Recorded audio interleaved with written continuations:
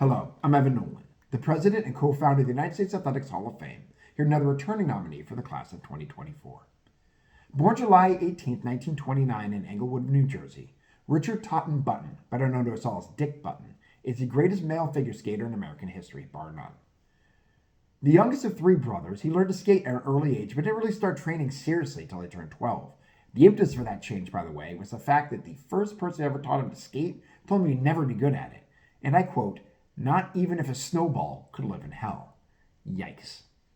Now, Button's father wasn't happy with the slander of his youngest son and would send him to New York City to train with British ice dancer Joe Carroll. Carroll would start his training but realized he needed a little bit more, and he would refer him up to Lake Placid, where the 1932 Olympics took place, and Gustave Lucy, who was a former ski jumper turned figure skating coach extraordinaire. Lucy actually, by the way, would also be the coach of fellow nominee on the athlete side, Dorothy Hamill, and fellow nominee on the coach's side, Carlo Fassi. But honestly, it was a relationship between Lucy and Button that not only would change Button's life, but figure skating forever. Button would enter his first real competition in 1943, finishing second in the Eastern States Novice Championship. For the next 10 years, it would be one of only two competitions he would enter that he would not win. And the main reason he was so good was he brought the increased athleticism to the sport, an example of which is a camel spin, which is a staple of pretty much every routine these days in figure skating, but it's actually called the Button Camel because Dick Button invented it. In 1944, the 14-year-old Button would win gold in the Eastern States Novice Championship and would go on to the Nationals, where he'd win gold in the novice competition again. The next year, he'd win the Eastern State Juniors Championships and go on winning gold there as well in the Nationals. The following year, he would win the Eastern States Senior Championship. And not only that, he actually won the singles and doubles because he would partner with Barbara Jones in the pairs competition, skate a modified version of his singles performance, and win gold there as well. This would lead to the 1946 U.S. Championships, where now a 16-year-old Button would win by unanimous vote. Button's win made it the first time that a male figure skater would ever win the novice, junior, and senior U.S. titles in back-to-back-to-back years. He'd go to his first World Championships in 1947 and finish second to his rival, the Swiss skater Hans Gerschweiler. That was the only time in his career he would finish anything worse than first in the World Championships, as he'd take the gold in 48, 49, 50, 51, and 52. In 1948, he'd also take home gold on Gerschweiler's home continent, winning the European Championship. Now, his win actually initiated a change in the competition where someone outside of Europe couldn't enter anymore, thus making Button the only non-European ever to win the title.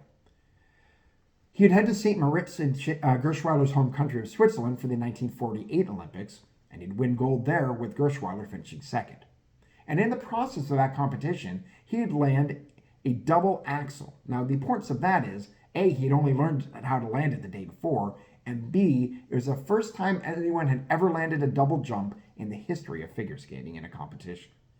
At the 52 games in Oslo, he'd won up this, winning gold again in landing a triple loop, becoming the first skater to land a triple jump in competition. Button's impact on skating is as enormous as the list of his accomplishments, which are many. He's the first American to win the world title. He's the first American to win an Olympic gold medal. The youngest male skater to win an Olympic gold medal. He was 18 when he won that first one back in 1948. He's the only American to win back-to-back Olympic golds in figure skating. He's the only American to win the European title, in addition to winning the U.S. novice, junior, and senior titles back-to-back years. He'd also win 7 consecutive U.S. senior championships, 3 consecutive North American titles, and 5 consecutive world championships. He invented the camel spin, was the first skater to ever land both a double and a triple jump, all of which are staples of both the men's and women's competitions today. Oh, and he also won the James E. Sullivan Award for Top Amateur Athlete in 1949, the first skater to do so. And he'd go on to win multiple Emmys as an Olympic broadcaster after his skating career was over. Just a monumental figure in the sport who finished 103rd in our vote last year. And he is still kicking at 95 years of age. As a matter of fact, he's the last remaining medalist from the 1948 Olympics. I hope he joins the United States Hall of Fame this year while he's still alive to enjoy it. Now, you can vote for Dick Button or any of our other nominees for the United States Athletics Hall of Fame at www.theusahof.com. That's the United States Athletics Hall of Fame.com. Voting continues between now and we make our close our polls on December 1st. So vote as often as you like, as long as only once a day. I'll be back soon with another nominee, but until then, take care.